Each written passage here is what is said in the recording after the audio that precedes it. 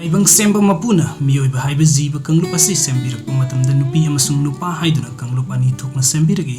nupi hairaga mahausadagi haksang kayatsingi manungda ovaries angang khau fallopian tube cervix amasung vagina na singba reproductive organ sing yoraki aduga nupa hairaga nupagi haksang kayatsingi manungda prostate penis testes na singba reproductive organ sing yauri hairiba nupi amasung nupagi reproductive organ sing asigi mathau khenai mathau tawbagi mawong khenai loinana pothoksu khenai masi malemgi oina yanaraba chumlaba universal truth amani masida chatnabi dharma mafam custom khenaba leite nupi amasung nupagi reproductive organ singi khenaba mathau sing adugi mahaina miyoiba haiba kanglup asidagi chada nauda sandukli nupigi reproductive organ sing asigi matengna marum puthoki angang miron bangami miyoiba ama oibagi maru oiba organ sing mapung phana yauraba angang bu taibang phawon bangami taibang phawraba angang adubu thabum taruk mamagi khomlang tamak pithaknaba hinganba ngamli masini miyoibagi chada nauda sandokpada nupi na lauriba thaudang asi nupi khaktana ngamba nupi khaktana puthokpa thaudang amani thaudang asi pangthoknabagi damakta taibang semba mapuna nupi da tongan pangan hapirami hairiba thaudang asi pangthoknabagi damakta nupigi reproductive organ singi mathau pangthoknaba matamda mahosana nupi masagi chaurakna chahi 38 rom surakpadagi nupigi chaurakna chahi 80 surakpa matam phawa thagi khongkap lakpa haibasi nupigi damaktadi amadi miyoiba kanglup ki damaktadi khwaidagi chauthok saningai amani maramdi masina miyoibagi chada nauda sandoknabagi thaudang singi manungda yamna maruiba thaudang lori aduga nupi masagi oina haksang fari nupigi haksang da darkar oiba hormone sing amasung nupigi reproductive organ sing mapung phana mathau tawri haibadu tagli masi mahikna thokan ba anaba ama natte amotpa amangba natte thagi khongkap natragna peral lakpa haibasi karino karamna lakhalibano karamna masigi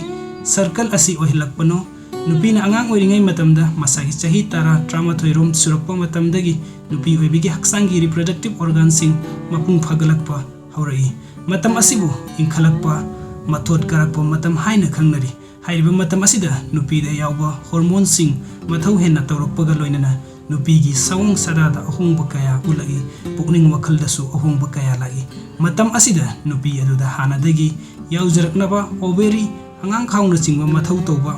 haurai ovary da marum kokpa haurakpaga loinana angang khawgi manung thangba phaklangi sarukta endometrium haiba layar ama semgalagi ovary dagi puthoknaba marum aduna mapung phana chawraklaba matamda fallopian tube da marum adu angang khaw yauna puthoklagi hairiba mapung phana chawraba marum adugi nupagi marumga pullaga fertilize tawraba matungda endometrium aduga yamna kanna napsinaduna leiki masibu aikoina angang mironba hauba haina kauri adum oinamak mapung phana chawraba nupigi marum aduna fertilize tawdrabadi haibadi fertilize tawbung amdrabadi marum aduga loinana endometrium hairiba layar adu kaithargi loinana haksangi mapalda thoklagi masibu aikoina thagi khongkap lakpa perat lakpa haina kauri haksangi mapanda thoklakliba menstrual bran asi blan amasung tissue anina punsillaga oiri angang khaw manungda endometrium gi layar kaitharaktuna haksangi mapanda thoklakpa matam asida nupi singi haksangda chaningda lumthaba nungaitaba yekpana chingba kaya thogi masi nupi amaga khenai aduga i amasung tissue satpagi sangsu khenai kanagumbana nupi khardadi haksang henna waba puk yekpa chaning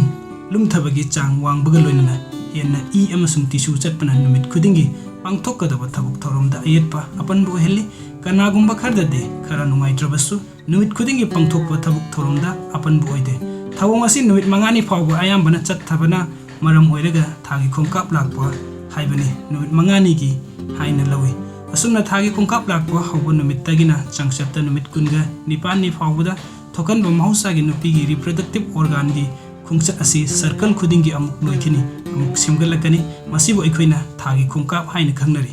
masida ꯐꯠꯇꯕ ꯂꯥꯏꯒꯤ ꯃꯤꯠꯌꯦꯡ ꯃꯍꯤꯛꯅ ꯊꯣꯛꯍꯟꯕ ꯑꯃꯣꯠꯄ ꯑꯃꯥꯡꯕ ꯀꯔꯤ ꯌꯥꯎꯔꯤꯕꯒꯦ ꯃꯃꯥꯡꯗꯁꯨ ꯄꯟꯖꯈ꯭ꯔꯦ ꯑꯃꯨꯛꯀꯁꯨ ꯍꯥꯏꯅꯤꯡꯉꯤ ꯃꯁꯤ ꯃꯤꯑꯣꯏꯕ ꯀꯥꯡꯂꯨꯞꯀꯤ ꯑꯃꯁꯨꯡ ꯅꯨꯄꯤ ꯃꯁꯥꯒꯤ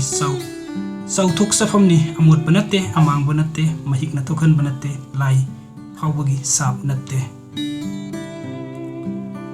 ꯑꯗꯨꯕꯨ ꯃꯤꯑꯣꯏꯕ ꯀꯥꯡꯂꯨꯞꯅ ꯃꯥꯅ ꯂꯩꯔꯨꯔꯤꯕ ꯃꯐꯝ ꯑꯏꯪ ꯑꯁꯥꯒꯤ ꯆꯥꯡ ꯈꯦꯠꯅꯕ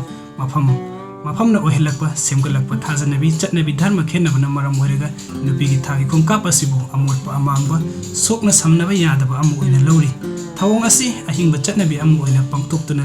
ꯂꯩꯔꯤ ꯊꯧꯑꯣꯡ ꯑꯁꯤ ꯑꯌꯥꯝꯕꯅ ꯅꯨꯄꯤꯁꯤꯡꯅ ꯆꯨꯝꯃꯤ ꯍꯥꯏꯅ ꯂꯧꯔꯤ ꯃꯈꯣꯏꯅ ꯍꯦꯟꯅ ꯃꯁꯤꯒꯤ ꯊꯋꯥꯏ ꯍꯥꯞꯂꯤ ꯃꯁꯤꯒꯤ ꯋꯥꯔꯤ ꯏꯃꯨꯡ ꯃꯅꯨꯡꯗ ꯃꯕꯨꯡ ꯃꯧꯄ꯭ꯋꯥꯒꯤ ꯃꯔꯛꯇ ꯐꯣꯡꯅ ꯁꯥꯟꯅꯕ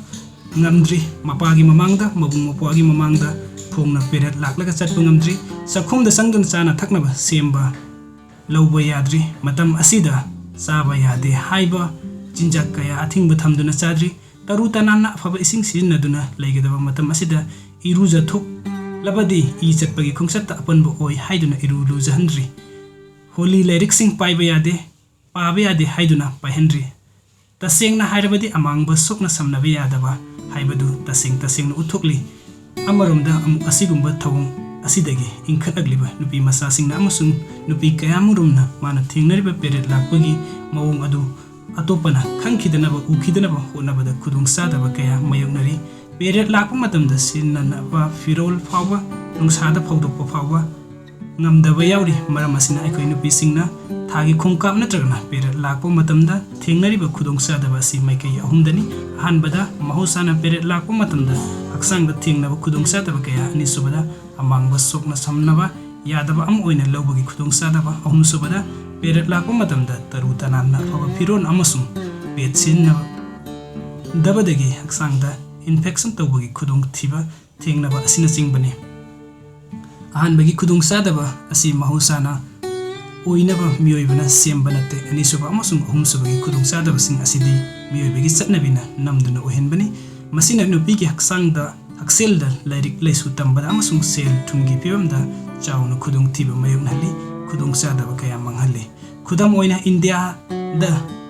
chahi khudingi inkhalakliba nupi macha million kun henna thagi khongkap lakpu matamda lakutkadaba haijin mandate ki khudong saba phangdabana maram oiraga thagi khongkap lakpada ikaiba amasung sem saba haidabana maram oibana school chatpa lepli thagi khongkap lagliba India gi apunba nupi masingi chada humdradi tamthina infection tawbagi khudong thiba mayoknaba yabagi khudong saba lahilli haina piri nupi kaya thagi khongkap lakpana amangbani sokna samnaba yadabani haibagi thawongda yumpham oiraga nupiduna pangthok sagadaba sinpham haktengana pangthokpa yahandri magi sel tanbagi lambidu kagli isu asi ngasi de koi miyamgi marakta punna khangminnaba yamnamak tangai fadre loinana mainstream century mandate ki matangda government na lanai institution khudingmakna ahenba mideng sangba yamnamak darkar oire nupi masana su aranba thajanabi kaya charon suron naina samtharatuna ayamba nupi singna nganduna thamliba chatnabi kaya asibu sumthoknaba honasi